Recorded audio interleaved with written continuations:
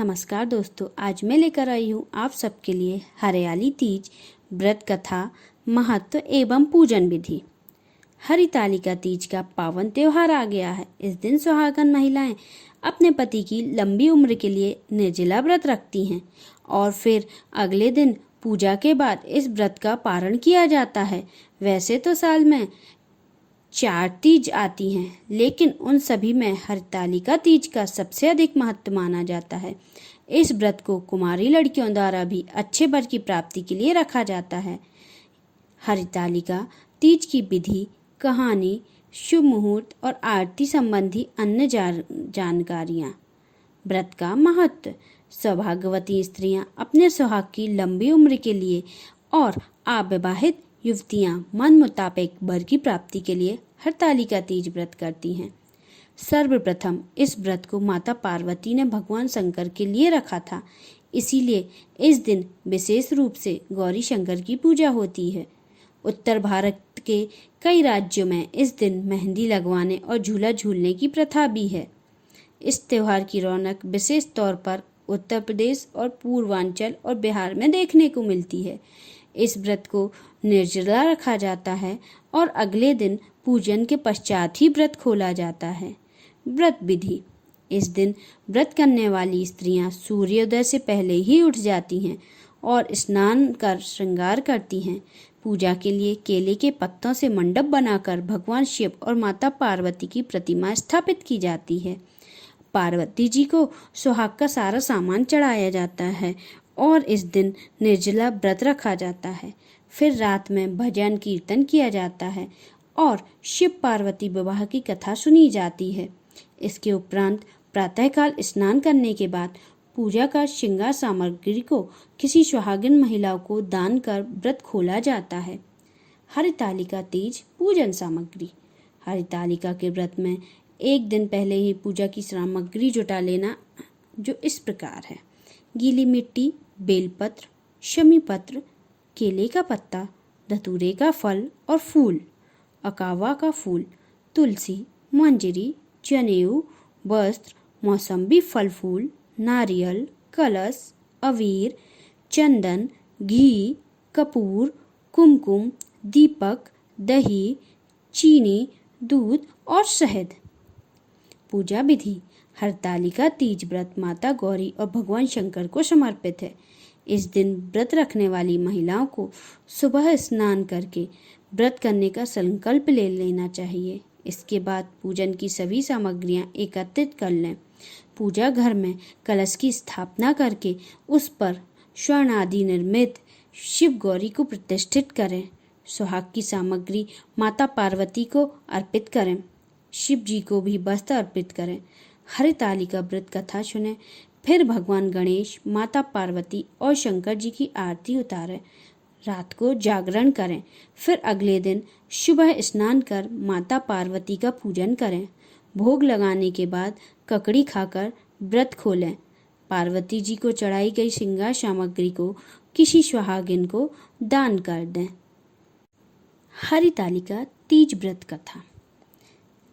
हरितालिका तीज व्रत रखने वाली महिलाओं को हरितालिका तीज व्रत कथा को पढ़ना या सुनना जरूरी होता है। पौराणिक मान्यता के अनुसार एक बार भगवान शिव ने पार्वती जी को उनके पूर्व जन्म की याद दिलाने के लिए इस व्रत के महत्तम कथा को कही थी, जो इस प्रकार है: हे गौरी, पर्वतराज हिमालय पर स्थित गंगा के तट पर तुमने अपनी बाल्यावस्था में 12 वर्षों तक अधोमुखी होकर घोर तप किया था। इसकी अवधि तुमने अन्न ना खाकर पेड़ों के सूखे पत्ते चबाकर व्यतीत किए। माघ की विकराल शीतलता में तुमने निरंतर जल में प्रवेश करके तप किया। वैशाख की जला देने वाली गर्मी में तुमने पंचाग्नि से शरीर को तपाया। श्रवण की मूसलाधार बारिश में खुले आसमान के नीचे बिना अन्न जल ग्रहण किए समय व्यतीत किया। तुम्हारे पिता तुम्हारी कष्ट साधना तपस्या को देखकर बड़े दुखी होते थे। तब एक दिन तुम्हारी तपस्या को देखकर नारद जी तुम्हारे घर पधारे। तुम्हारे पिता ने हृदय से अतिथि सत्कार करके उनके आने का कारण पूछा। नारद जी ने कहा, गिरिराज, मैं भगवान विष्णु के भेजने पर यहाँ उपस्थित हुआ हूँ। आपकी कन्या ने बड़ा कठोर तप किया है। इससे प्रसन्न होकर वे आपकी सुपुत्री से विवाह करना चाहते हैं। इस संदर्भ में आपकी राय जानना चाहता हूँ। नारद जी ने बात सुनकर गिरिराज जी गदगद हो उठे। उनके तो पैरों के सारे क्लेश ही दूर हो गए। प्रसन्न होकर वे बोले, श्रीमान, यदि स्वयं विष्णु मेरी कन्या का वरण करना चाहते हैं तो भला मुझे क्या आपत्ति हो सकती है। वे तो साक्षात ब्रह्म हैं। हे महर्षि, यह तो हर पिता की इच्छा होती है कि उसकी पुत्री सुख संपदा से युक्त पति के घर में लक्ष्मी बने। पिता की सार्थकता इसी में है कि पति के घर जाकर उसकी पुत्री पिता के घर से अधिक सुखी रहे। तुम्हारे पिता की स्वीकृति पाकर नारद जी विष्णु के पास गए और उनसे तुम्हारे ब्याह निश्चित होने का समाचार सुनाया। मगर इस ब्याह संबंधी बात जब तुम्हारे कान में पड़ी तो तुम्हारे दुख का ठिकाना ना रहा। तुम्हारी एक सखी ने तुम्हारी इन मानसिक दशा को समझ लिया और उसने तुम्हारे उस विशिक्षताप का कारण जानना चाहा। तब तुमने बताया। मैंने सच्चे हृदय से भगवान शिव शंकर का वरण किया है, किंतु मेरे पिता ने मेरा विवाह विष्णु जी से निश्चित कर दिया है। मैं विचित्र धर्म संकट में हूँ, अब क्या करूँ। प्राण छोड़ देने वाले अतिरिक्त अब कोई उपाय शेष नहीं बचा है। तुम्हारी सखी बड़ी ही समझदार और सूझ वाली थी। उसने कहा, सखी, प्राण त्यागने का इसमें कारण ही क्या है। संकट के मौके पर धैर्य से काम लेना चाहिए। नारी के जीवन की सार्थकता इसी में है कि पति रूप में हृदय से जिसे एक बार स्वीकार कर लिया, जीवन यापन उसी के साथ हो जाना चाहिए। मुझे विश्वास है कि ईश्वर अवश्य ही तुम्हारी सहायता करेंगे। तुमने ऐसा ही किया। तुम्हारे पिता घर पर न पाकर तुम्हें बड़ी दुखी और चिंतित हुए। वे सोचने लगे, तुम जाने कहाँ चली गई हो। मैं विष्णु जी से उसका विवाह करने का प्रण कर चुका हूँ। यदि भगवान विष्णु बारात लेकर आ गए और कन्या घर न हुई तो बड़ा अपमान होगा। मैं तो कहीं मुख दिखाने योग्य ही नहीं रहूँगा। यह सब सोचकर गिरिराज जी ने जोर जोर से तुम्हारी खोज करवाना शुरू कर दी। इधर उधर तुम्हारी खोज होती रही और उधर तुम अपनी सखी के साथ नदी के तट पर एक गुफा में मेरी आराधना में लीन थी। भाद्रपद शुक्ल तृतीया को हस्त नक्षत्र था। उस दिन तुमने रेत के शिवलिंग का निर्माण करके व्रत किया। रात भर मेरी स्तुति की, गीत गाकर जागी। तुम्हारी इस कष्ट साध तपस्या के प्रभाव से मेरा आसन डोलने लगा। मेरी समाधि टूट गई और मैं तुरंत तुम्हारे समक्ष जा पहुंचा और तुम्हारी तपस्या से प्रसन्न होकर तुमसे वर मांगने के लिए कहा। तब अपनी तपस्या के फलस्वरूप मुझे अपने समक्ष पाकर तुमने कहा, मैं हृदय से आपको अपने पति के रूप में वरण कर चुकी हूँ। यदि आप सचमुच मेरी तपस्या से प्रसन्न होकर आप यहाँ पधारे हैं तो मुझे अपनी अर्धांगिनी के रूप में स्वीकार कर लीजिए। तब मैं तथास्तु कहकर कैलाश पर्वत पर लौट आया।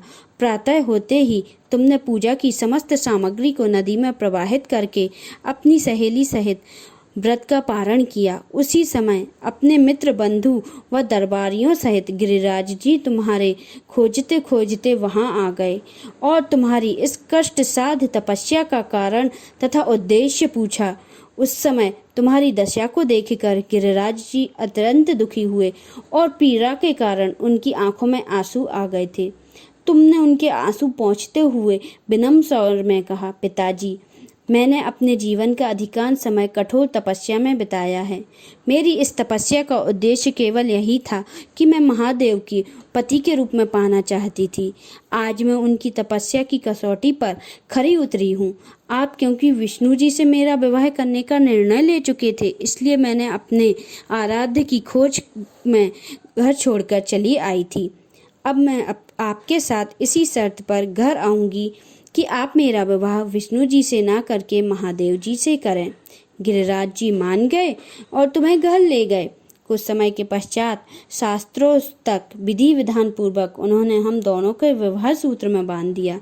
हे पार्वती, भाद्रपद की शुक्ल तृतीया को तुमने मेरी आराधना करके जो व्रत किया था उसी के फलस्वरूप मेरा तुमसे विवाह हो सका। इस महत्व यही है कि मैं इस व्रत को करने वाली कुंवारी कन्याओं को मनवांछित फल देता हूँ और सौभाग्यशाली स्त्रियों की सौभाग्य अखंड रखता हूँ, और प्रत्येक सौभाग्यशाली स्त्री और कन्या को यह व्रत एकनिष्ठ तथा आराधना और पूरी आस्था के साथ करना चाहिए। बोलो भोले बाबा और माता पार्वती की जय। कथा समाप्त।